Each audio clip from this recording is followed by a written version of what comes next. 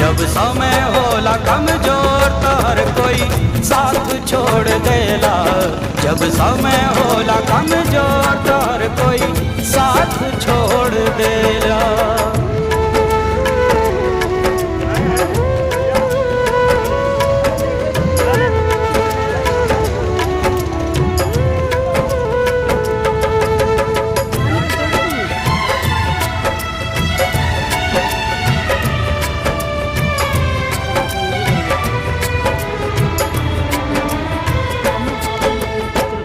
अखिया से लोर झरे नाही पहुँचवैया, केहू ना